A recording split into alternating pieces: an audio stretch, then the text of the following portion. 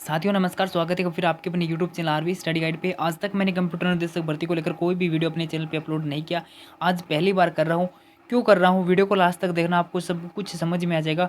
और जिन्होंने रीट मुख्य परीक्षा दी थी उनको तो ये वीडियो ज़रूर से ज़रूर देखना है। अगर आप इस भर्ती से संबंधित हो या नहीं हो, लेकिन समय निकाल के ये वीडियो एक बार ज़रूर देखना, ठीक है। क्योंकि मैंने भी आज तक अपलोड नहीं किया और अभी अपलोड कर रहा हूँ। क्यों कर रहा हूँ तो आपको सब कुछ समझ में आ जाएगा। हाईकोर्ट की तरफ से आज एक फैसला है कंप्यूटर निर्देशक भर्ती को लेकर। एक तरफ तो इनका जिला अलॉटमेंट का कार्य हो रहा है और दूसरी तरफ है वो आज हाईकोर्ट से फैसला आता है।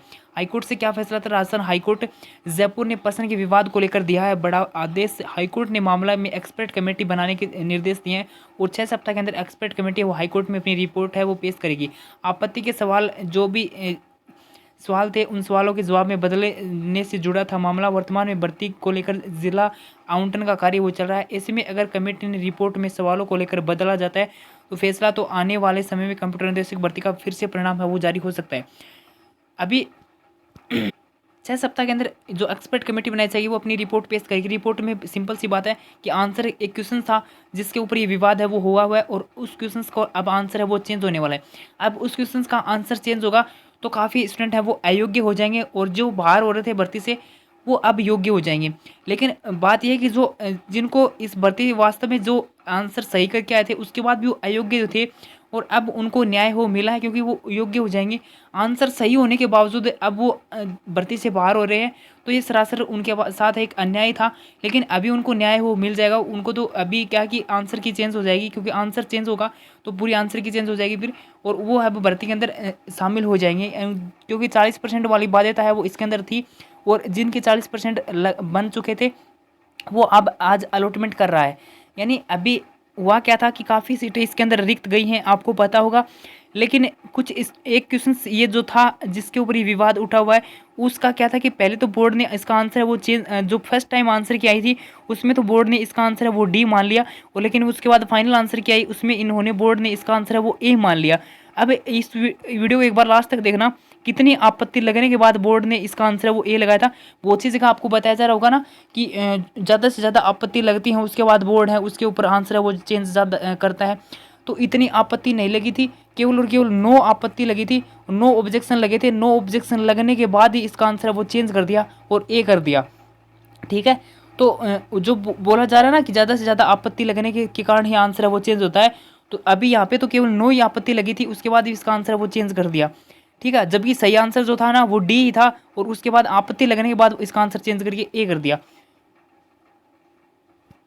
इसको लेकर भास्कर ने भी 29 मार्च को एक न्यूज है वो पेश की थी अपने न्यूज़पेपर के अंदर। प्रारंभिक आंसर के अंदर डी ऑप्शन सही बताया और फाइनल आंसर के अंदर ए ऑप्शन है वो सही बताया। चयन बोर्ड ने गलत उत्तर बताते हुए एक अंक काटा, 0.33 माइनस मार्किंग में गया और 0.07 से फेल अभ्यर्थी 8 IIT तक पहुंचा और ठीक जवाब ले आया। अब सबसे बड़ी बात यह कि इस स्टूडेंट को पूरा का पूरा कॉन्फिडेंस था कि इसका आंसर है वो डी ही आएगा। उसके बाद ही क्योंकि अभी इनको कॉन्फिडेंस था तभी इन्होंने प्रूफ जुटाए और 8 IIT तक गया और अपना जो आंसर है वो ले आया। और जो IIT के अंदर जो आंसर मिले थे ना वो थे सारे के सारे डी। और इस भाई ने मेरे पास सारे के सारे प्रूफ हैं वो भेज दिए। सारे के सारे जो इन्होंने जो भी RTI लगा लगा के इन्होंने प्रूफ जुटाए थे वो सारे के सारे मेरे पास हैं वो व्हाट्सअप कर दिए हैं। इन्होंने मुझे पहले भी बोला था वीडियो बनाने को लेकर लेकिन मैं नहीं बना पाया घर पे न होने की वजह से। लेकिन अभी इन्होंने सारे के सारे प्रूफ हैं वो मेरे पास भेज दिए हैं। ये तो आते हैं, 2-4 प्रूफ है वो और भी हैं, ठीक है। जो कोर्ट के अंदर जो प्रूफ पेश किए गए थे वो सारे के सारे प्रूफ आपके सामने हैं। अब इसमें भी आप देखोगे ना तो सभी में आपको यही देखने को मिलेगा कि आंसर है ना वो D is answer, option D is correct answer. और इस प्रकार से ऑप्शन था और डी में दे रखा था ए और 3। यानी पहले इन्होंने जो क्वेश्चन नहीं आते ना फर्स्ट सेकंड थर्ड इन्होंने इसमें से इस प्रकार से पूछा गया था और इसमें से नीचे ये पूछा गया था कि इनमें से ट्रू कौन सा है, यानी कौन सा सत्य है फर्स्ट और थर्ड, इनमें से सत्य कौन सा है। तो यहाँ पे जो डी नंबर ऑप्शन था इसमें दे रखे थे फर्स्ट और थर्ड सत्य हैं। तो इन्होंने क्या किया था, पहले तो इसको मान लिया उसके बाद केवल और केवल एक सत्य है वो मान लिया, जबकि सत्य जो था वो सेकंड नंबर वाला भी सत्य था। इस प्रकार से ये आंसर है वो डी होना चाहिए था, ठीक है। लेकिन जो भी हो अभी इसका इनको तो अब तो न्याय मिल जाएगा। लेकिन कुछ ऐसे स्टूडेंट थे जो अयोग्य थे, भर्ती में योग्य नहीं थे, अब उनको अब ज्वाइनिंग मिल जाएगी। और अब जिन्होंने ए ऑप्शन किया था वो भर्ती से बाहर, डी ऑप्शन किया था वो भर्ती से बाहर हो गए और ए ऑप्शन जिन्होंने किया गया कर दिया वो आज ज्वाइनिंग ले रहे हैं, ठीक है। सभी IIT ने प्रेफरेंस में इस क्वेश्चन नंबर 18 को करेक्ट आंसर डी बताते हुए बोर्ड एक्सपर्ट ने खुद पहले आंसर की में इसका आंसर है वो डी माना टीचर के कहने पर। किसी टीचर के कहने पर नो ऑब्जेक्शन लगाया और बोर्ड के एक्सपर्ट ने सुदर्शन सर की बुक को 5th एडिशन को रेफरेंस देते हुए आंसर बदलकर ए कर दिया। अब एक बात यहाँ पे अब सोचने लायक बात यह है कि नो ऑब्जेक्शंस के आधार पे बोर्ड ने इसका आंसर चेंज करके ए कर दिया, और पहले जो बोर्ड ने अपना आंसर दिया था, जो पहले आंसर किया उस टाइम इन्होंने जो आंसर दिया था वो दिया था डी। मतलब बोर्ड के जो एक्सपर्ट ना वो खुद कंफ्यूज थे इस क्वेश्चंस को लेकर। तो पहली बात तो ये है कि बोर्ड ऐसे क्वेश्चंस क्यों डालता है जो खुद उनके एक्सपर्ट हैं वो खुद कंफ्यूज हैं उन उस क्वेश्चंस को लेकर। अभी 3rd ग्रेड एग्जाम हुई है, उसके अंदर आपत्ति लगाई जाएंगी, आपत्ति लगाने के बाद काफ़ी क्वेश्चंस का आंसर है वो चेंज होंगे, ज़्यादा नहीं, 2-4 क्वेश्चंस का आंसर चेंज होगा, 1-2 क्वेश्चन है वो डिलीट होगा, और कुछ क्वेश्चंस गलत थे। जैसे मैं आपको बताऊं कि फर्स्ट लेवल के अंदर एक क्वेश्चन था, वो टीचर्स की संख्या पूछी गई थी 2, 3, 4, 5 इस प्रकार से था, वो क्वेश्चन ही गलत था, और उसका आंसर है उन्होंने क्या मान लिया था, 4 मान लिया था, इस प्रकार से था, जबकि वो क्वेश्चन ही गलत था, और अब वो क्वेश्चन है वो डिलीट होगा। तो अब इस ऐसे क्वेश्चन क्यों डालता है बोर्ड, जब उनको बाद में उनके ऊपर आपत्ति का टाइम देना पड़े, आपत्ति के बारे में सोचना पड़े। तो अब क्वेश्चंस तो और बहुत होते हैं ना, तो और क्वेश्चंस डालने चाहिए थे। अब बोर्ड के खुद एक्सपर्ट्स जो थे वो खुद इसको लेकर कंफ्यूज थे। बोर्ड ने पहले इसका आंसर है वो पहले जो आंसर माना वो डी माना, और उसके बाद इसका आंसर चेंज करके ए कर दिया। हमने सारे वैलिड प्रूफ लगा दिए हैं, और वो अभी बिना किसी डाउट के आंसर है वो ऑप्शन नंबर डी है, वो इसे मानते हैं। बोर्ड ने अपना रिप्लाई देने का पर्याप्त समय दिया था, और अब अधिक समय दिए बिना ही क्वेश्चंस का फैसला वो लिया जाना चाहिए। काफ़ी ऐसे भी हैं जिसके इस क्वेश्चंस का गलत आंसर है वो देने के बावजूद सिलेक्शन हो गया है।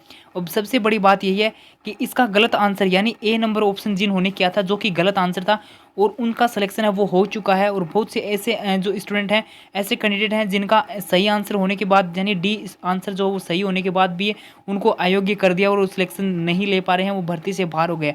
इन बच्चों का बहुत समय, ऊर्जा और पैसा खर्च हो चुका है। और क्योंकि आप सभी को पता है कि कोर्ट के अंदर अब एक हियरिंग करवाते हैं ना, उसमें भी कितना ज़्यादा पैसा वो लगता है, और अभी क्वेश्चंस का सही नहीं किया गया, तो बाद में इस आंसर की चेंज होने के बाद भी के पास अब इन्होंने पूरा मुझे व्हाट्सएप पे लिख के भेजा है। अब इसमें कुछ लॉजिक वाली बातें मैं आपके सामने और रखता हूँ। तो देखो बात यह है कि सबसे पहले तो एक्सपर्ट है ना, वो इसका आंसर सबसे पहले जो आंसर क्या आती है उसमें जो आंसर मानते हैं वो डी मानते हैं।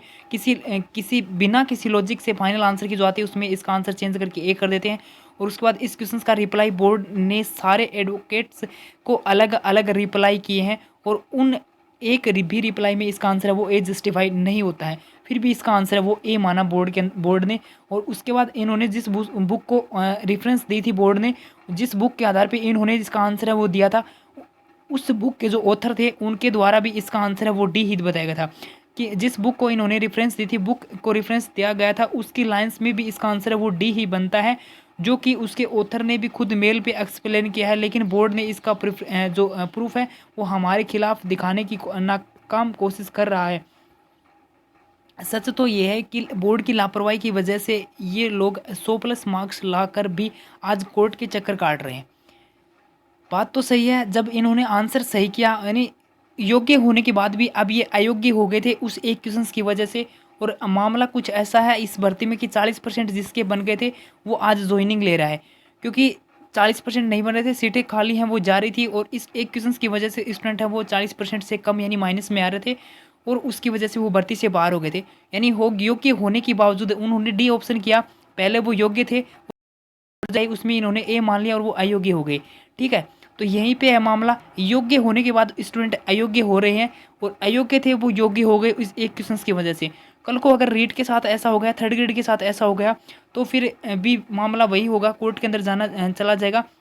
सिंपल सी बात यही कि जब आंसर की आई थी ना रीट मुख्य परीक्षा की, उस टाइम भी मैंने बोला था कि बोर्ड को ऐसे क्वेश्चंस नहीं डालने चाहिए। और यहाँ पे तो खुद बोर्ड के जो एक्सपर्ट ना वो खुद कंफ्यूज हैं, क्योंकि उन्होंने पहले आंसर डी मान लिया, और उसके बाद इन्होंने एक बुक का जो बिना किसी लॉजिक के उसका आंसर है वो चेंज करके ए मान लिया। यानी अगर वो जो एक्सपर्ट हैं वो कंफ्यूज नहीं होते ना इस क्वेश्चंस को लेकर, तो इस क्वेश्चंस का आंसर चेंज नहीं होता, और आज इतनी बड़ी नौबत नहीं आती। अब इसका रीसफल रिजल्ट है वो आने वाला है, क्योंकि अब रीसफल एक क्वेश्चन चेंज होगा तो रिजल्ट है वो अब रीसफल आने वाला है। अब देखना ये होगा कि जो इस एक क्वेश्चन के आंसर चेंज होने की वजह से जो भर्ती से बाहर होंगे उनका क्या होगा। जो इस भर्ती से जो बाहर हो रहे थे इस क्वेश्चंस की वजह से, अब उनको तो न्याय मिल गया होगा, लेकिन जो इस क्वेश्चंस की वजह से आंसर ए करने की वजह से चेंज हो जो भर्ती में शामिल हो गए, अब उनका क्या होगा, ज्वाइनिंग तो ले चुके होंगे क्योंकि एक तरफ ज़िला अलॉटमेंट का कार्य है वो हो रहा है। मैं तो एक ही मांग करता हूँ कि बोर्ड को ऐसे क्वेश्चंस नहीं डालने चाहिए जिसके एक से ज़्यादा आंसर हो, जिसके ऊपर आपत्ति लगाने का टाइम दिया जाए। आपत्ति लगाने का टाइम देते हैं, उसके बाद आपत्ति जो भी जितनी भी आपत्ति आती हैं उनको चेक करते हैं, एक एक आपत्ति को देखते हैं, उसके बाद अनुसार नई आंसर की तैयार करते हैं। इतने में रिजल्ट तैयार कर लो ना, खुद ऐसे क्वेश्चन डालने ही नहीं चाहिए जिसके ऊपर आपत्ति लगे और उसके बाद उसका ऊपर पूरा विचार करना पड़े। क्वेश्चंस तो और बहुत होते हैं, लेकिन ये एक सिलसिला चला आ रहा है जो कि पता नहीं कब बंद होगा। आंसर की आती है, उसके बाद आपत्ति लगती है जिसके पैसे लगते हैं, उसके बाद आंसर की फिर से तैयार होती है। आपत्ति लगनी चाहिए लेकिन ऐसे क्वेश्चंस नहीं डालने चाहिए जिसके एक से ज़्यादा आंसर हो। और उसके बाद किसी का अभी थर्ड ग्रेड आई थी, उसमें भी बहुत से अभी ऐसे क्वेश्चंस हैं जिसका आंसर चेंज होने वाला है। कुछ क्वेश्चंस गलत होते हैं, कुछ क्वेश्चंस लेकिन ऐसा नहीं करना चाहिए। जो भी भर्ती आती है उसके अंदर ऐसा नहीं होना चाहिए जिसकी वजह से जो योग्य स्टूडेंट है वो बाहर नहीं हो, और योग्य स्टूडेंट है उनको ऐसे चक्कर नहीं काटने चाहिए। अयोग्य स्टूडेंट होते हैं उनकी बात अलग होती है, लेकिन योग्य होने के बावजूद भी ऐसे अगर घूमते फिरेंगे तो फिर क्या ही बोले। अब इस बंदे को भी हिम्मत देखो, 8 आईआईटी तक अपने जो आंसर है उसका आंसर है वो ले आया। 8 आईआईटी तक चक्कर काट काट के आरटीआई लगा लगा के इन्होंने अपना आंसर है वो ले आए, और अभी इनका आंसर है वो चेंज होने वाला है। और इस भाई ने जो भी है व्हाट्सअप पे सारे प्रूफ मुझे सेंड कर दिए थे, लेकिन जो भी है आपको बताने का फ़र्ज़ था मेरा कि अगर कल को रीट के साथ ऐसा हो गया, अब इनको तो अब न्याय मिल गया होगा, मिल जाएगा इनको तो। अब ये तो अलॉटमेंट इनका तो हो जाएगा, लेकिन रीट के साथ भी अगर ऐसा हो गया तो फिर उसकी वो ज्वाइनिंग वाली बात थी ना, वो कल वो 45 दिन नहीं, वो पूरी 2023 चली जाओगी।